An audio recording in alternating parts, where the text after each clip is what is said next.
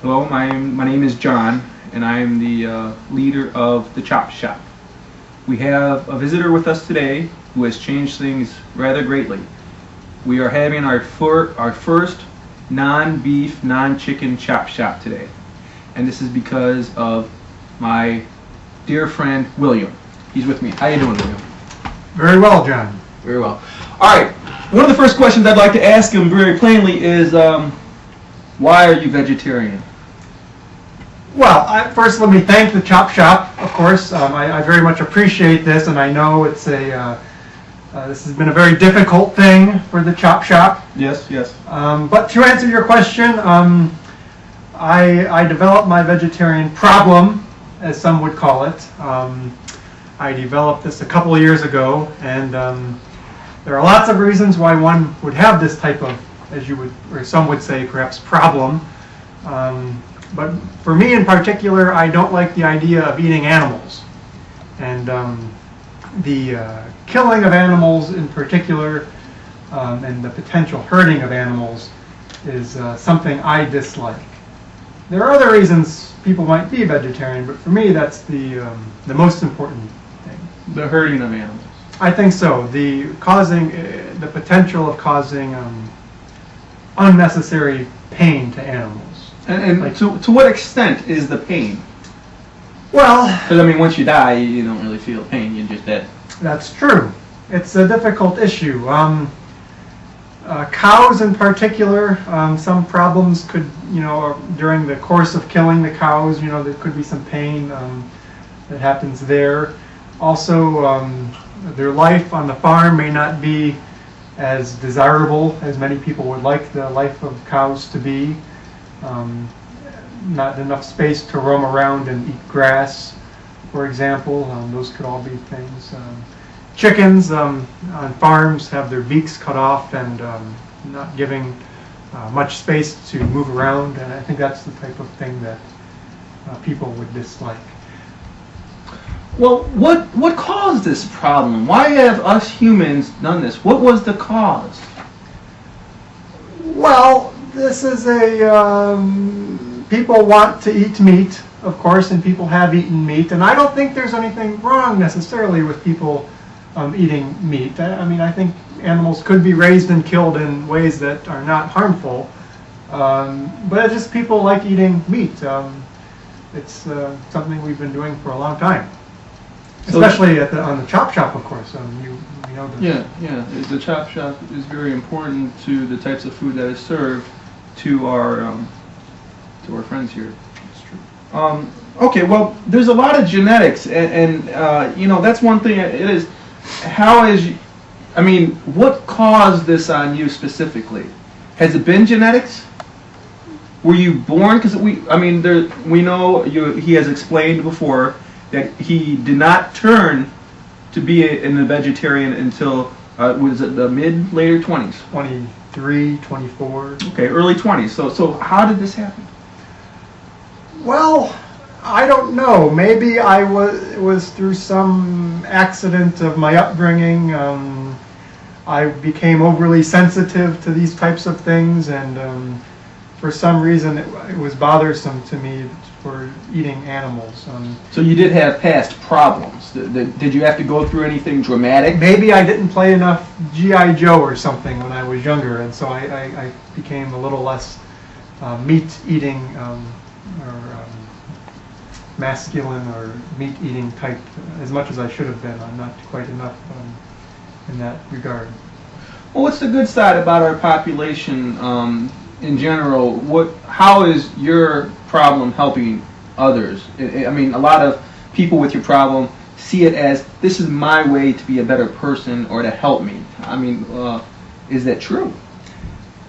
Well, I don't like eating meat very much, and so since I think it's not much of a sacrifice on my part, but I don't know. If one follows a vegetarian lifestyle for quite some time, a number of cows perhaps can be saved, and a number of cows can be given life that they might not otherwise have. and they can be free to And pursue. chickens. Chickens can be free to You said pursue you a also life fish. of Fish can pursue the life. religious fulfillment for them. Fish are in religion? Only joking about that, but Okay. but if perhaps over a lifetime, a number of cows, chickens can be saved. They can be saved. Perhaps. Okay, so in other words, dying through another person desiring their faith of living has its sad part to it, because as you know, we live off of animals. We certainly do at the chop shop. Live off of animals. Yes. Are we evil? Well, that there is an important issue, I think. I myself don't judge chop shop viewers and the chop shop as being evil. I think it's a personal matter, a matter of personal choice, and I don't necessarily. I mean, it's a personal choice for me. I mean, I don't drink beer either, but it's not because I think beer drinkers are evil.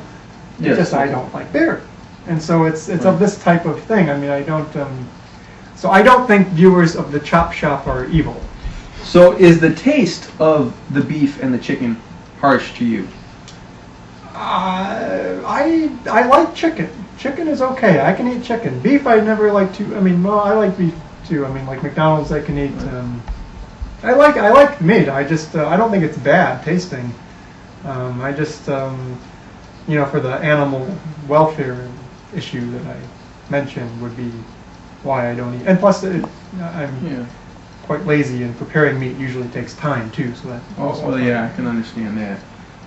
You used the term evil, and we talked about that. And now a point that I wanted to make was past vegetarians: Adolf Hitler, Charles Manson.